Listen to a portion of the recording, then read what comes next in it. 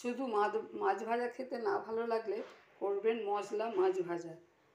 প্রথমে আমি একটু আদা নিয়েছি, যেহেতু আমার 2 পিস মাছ সেই জন্য আমি অল্প অল্প নিয়েছি।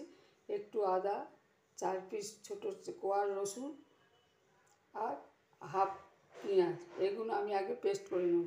আমি মাছের পেটি নিয়েছি 2টো, আর মশলাটা আমি শিলে বেটে নিয়েছি। এতে দিয়েছি পরিমাণ মতো নুন, হলুদ, অল্প একটু লঙ্কা গুঁড়ো। নুনটা অল্প দিয়েছি কেন, আর দিয়েছি হাফ চামচ চাট মশলা। এবার এটাকে আমি এই মাছ দুটোকে আমি খুব ভালোভাবে মাখিয়ে নেব।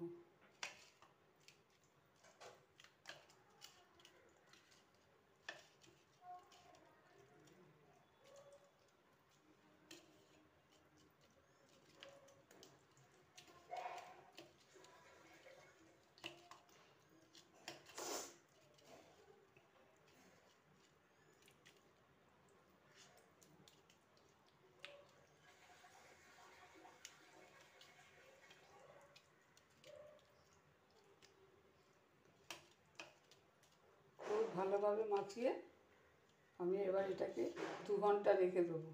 এইটা খাওয়ার সময় গরম গরম ভেজে দিলে খুবই ভালো লাগবে খেতে।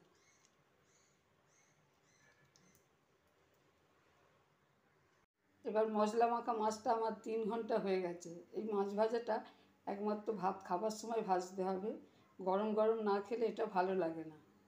এবার তেল গরম হয়ে গেছে, তেলটাকে আমি আগে খুব বেশি করে গরম করে নিচ্ছি।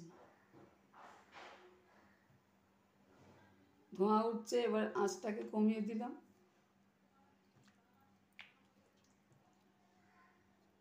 এবার একটা করে মাছ আমি ভাজবো।